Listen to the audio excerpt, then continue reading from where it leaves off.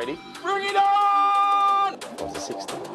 The 60, a brand new format that brings cricket fans closer to the action. 6 wickets per team and 60 balls per innings. You're against the clock. Bowl too slowly and you lose a fielder.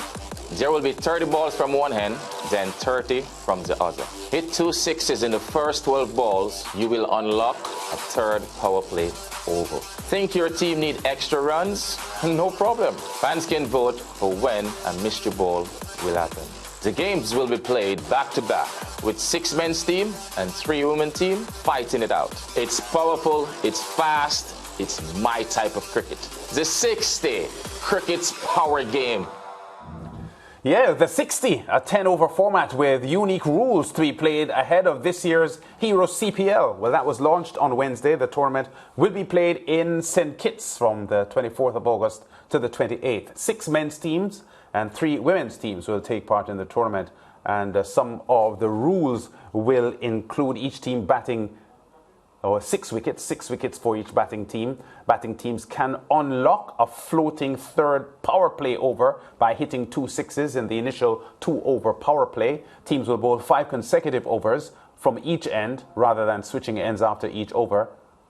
If the team fails to bowl their 10 overs within 4 minutes, a fielder 45. will be 10.5 overs? No, if teams fail to bowl their 10 overs within 45 minutes. 45 minutes. Yeah, a fielder will be removed for the final 6 balls. Oh, yeah, 45 minutes. Yeah. A fielder will be removed. Yeah, and the fans will be able to vote for a mystery-free hit via an app or a website. So this is taking cricket to a high-tech level. I'm not sure Faz wants to talk about this. We know how Faz is, but is this, as Faz had mentioned earlier on when he was talking, a part of the PR to sell the game?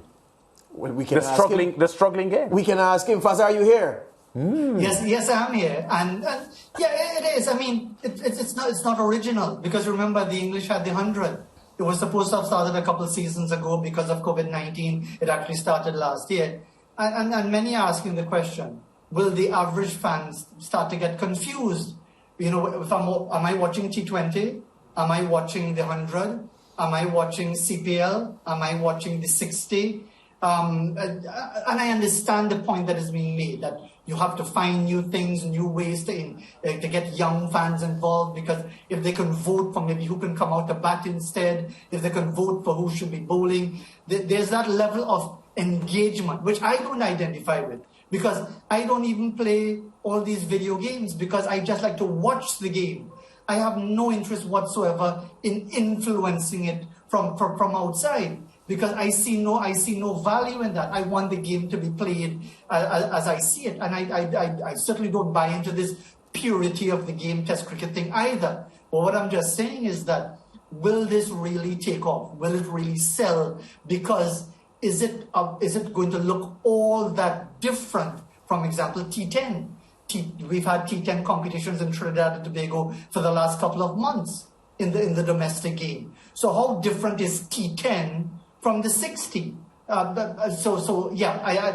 Different innovations, different elements. No doubt the market research would have been done, but we'll have to wait and see when the actual evidence is presented before us. Fazeer, I look at how the late commissioner of the NBA, David Stern, grew the NBA. And we know how he did it, so we can have the conversation from that perspective. It was to make the NBA into a global game, the first big sporting competition to take games overseas. The NBA was in Japan from long before people were thinking of making their big competitions multinational. And he grew the game by doing that, making it universal, getting children interested in it. And there was a cool association to be made between a schoolboy or schoolgirl and basketball, and that perpetuated the love and the interest for the NBA. Do you think cricket is in trying to grow the game, perhaps even at the risk of bottoming out, because the blueprint that they're trying to use, is there anything to suggest that this blueprint will yield the kind of results which led you to ask the question if it will work? Because I think it's not going to bottom out, because I think we could go to a T5, we could go to 1 over versus over, and you might be dropping your head and smiling and laughing and trying to hide a proper laugh. But this is the way things are going. It's becoming shorter, faster, more instantaneous, more fan involvement, more directed by the audience, and so on. But at the end of the day, to go to your NBA reference, you know, and to go to the cricket reference, and I heard the Cricket West Indies president Ricky Skerritt talking about meeting the demands of the younger audience. Well, what about our great history in Test cricket? And again, how many people are even aware that today makes it, 94 years since the West Indies first played Test cricket? Probably not many people, and even if they're told, they'll probably shrug their shoulders and say, so what? Because we have over the years, and this is not now, this is not 10 years ago, this is not 15 years ago, we have devalued our own history so that we have to find other ways, so that it's not automatic for young people to know about our sporting history, far less know about our own indigenous history, which is another story by itself.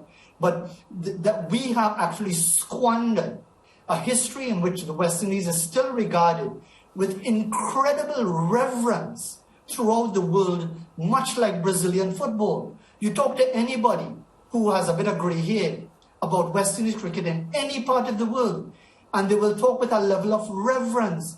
Of course, they'll talk about the Kieran Pollards and the Sonal Rhines and so on, the modern era, but they'll talk about a level of performance and a level of the way the West Indies carried themselves that made us the very vanguard for the sport. And we've allowed that to evaporate to the point where now you have to sell the idea of a Kemar Roach, 249 wickets, what he's achieved. You have to remind people over and over again, because very few people, understand the context of what a Kemar Roach is achieving as a test match cricketer, because we've allowed it to devalue to the extent that we're trying to pedal to the 60 along the side. The CPL, a T10 is taking place somewhere, a T5 is going to happen next year or something. And at the end of the day, is the fan actually getting any greater appreciation for that disappearing entity called West Indies cricket? But here's the thing, Fazeer, here's the thing. Well, let's look at this quote from the CEO of Hero CPL, Pete Russell, before I make this point. Let's look at that quote from Pete Russell.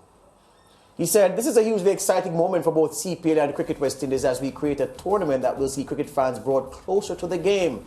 There will be world-class men's and women's cricketers taking part in a fantastic event for the Caribbean. And this, combined with cutting-edge innovation, signals a great moment for all fans of West Indian cricket." Ricky Skerritt, the president, you referenced him just now, Faz, he said the 60 has come about because of a close collaboration between CPL and the CWI, which is the way forward.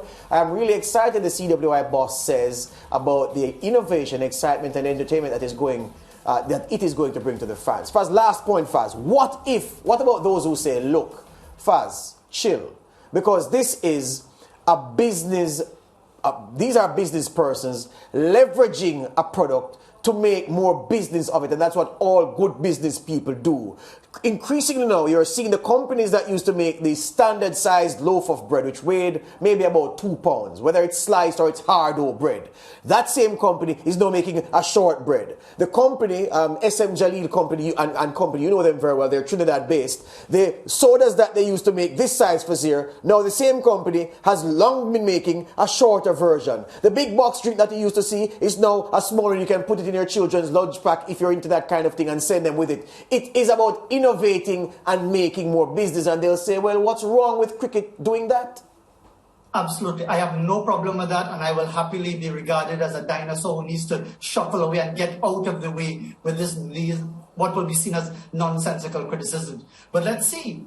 Will it be sustained? Will it catch on? Will it be financially viable? Will it capture the imagination of the fans?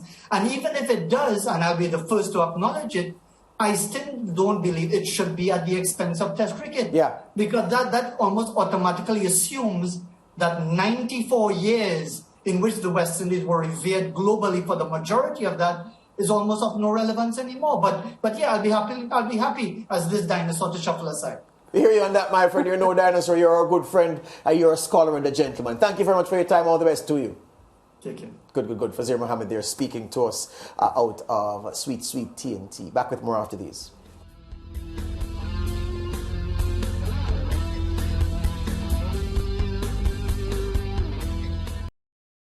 Thank you for watching SportsMax on YouTube. Don't forget to like, share, subscribe, and to click the notification bell to stay informed.